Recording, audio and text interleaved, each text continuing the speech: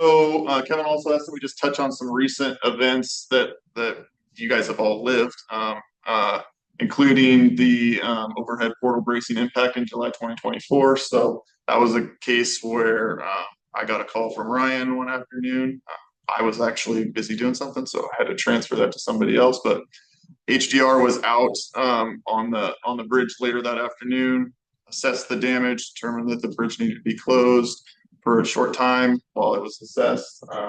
Got it back open to partial traffic. Got an emergency repair done relatively quickly, and then we're able to open back up to live full traffic. So just a situation where the port is reacting to situations very quickly. And doing a really good job of keeping this bridge as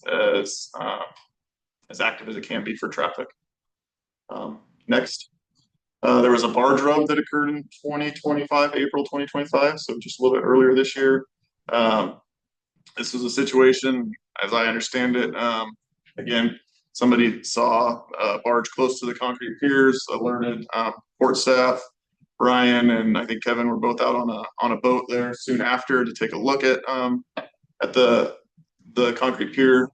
What you'll notice kind of as you look at those photos is a few things. There's more than one rub on there. This occurs on a somewhat fairly regular basis apparently. And it's really what's good to know is that the bridge is handling it as it's anticipated to do, right? So in addition to confirming that there really wasn't any major damage to the concrete pier, I know Ryan went up and checked and took a look to make sure things hadn't shifted up in the movable spans or the superstructure, and things were in place as expected. So an event happens, the port reacts, they assess the damage, pull in HDR as needed, and we kind of move along.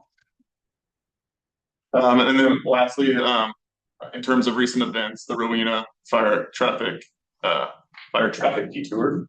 So due to those traffic detours, traffic was backed up on the bridge for an extended period of time. And that raised some concerns, and that's reasonable. And as we noted, those types of events are considered in bridge design, in load rating, et cetera.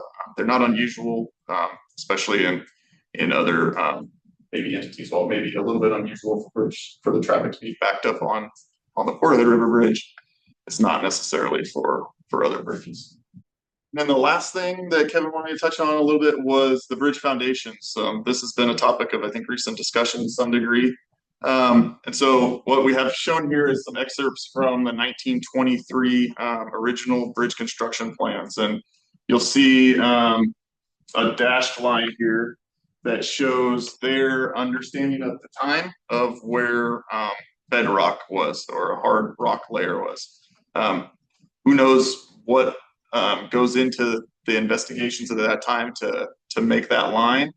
But really, they knew that was there, but that's not what they were trying to accomplish. They weren't trying to drive piles to that layer necessarily.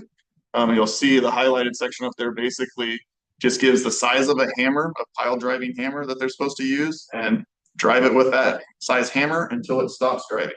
And at that point, we have a capacity that we need wherever the end of that pile is. And so that's how bridges essentially were designed and built back in 1923. If you go to the next slide, 1937, not too dissimilar. The bridge got raised to about 1937 to accommodate the dam, and they added some steel piles around some of the piers at that time, and really very similar again. They say drive firmly into rock, but they really had no idea what they were driving firmly into. They're using a hammer and driving it down till it stops. And that's really what's needed for the bridge in typical everyday strength and service is the terminology we use, but in its everyday life. So we'll go to the next slide and talk about current conditions and current findings. So the lower portion is a complete view of the bridge, existing bridge, and then the soils profile below it. The upper kind of picture is just an excerpt of that blown up a little bit and slid over the main span there.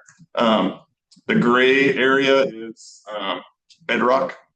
And so you'll see that not all of these foundations are founded in bedrock. While they might have thought that they were in something like rock in 1923, which is shown by the red line, they weren't actually, they were below that in some cases. And then the green line, you can kind of see it shows where rock was understood to be in 2011.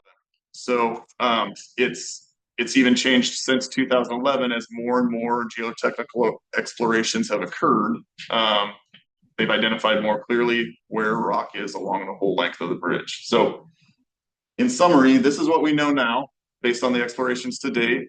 And you'll see that the foundations aren't set on rock. And so is that concerning? The answer is really no, it's not concerning for everyday use of the bridge. It is concerning in the fact that if there is a seismic event, liquefaction of those soils may not provide the same resistance as they would in everyday life. So if in a seismic event, those soils could lose strength and the bridge would settle to some degree, which would not be ideal. The bridge does have some tolerance to some amount of settlement, not a lot.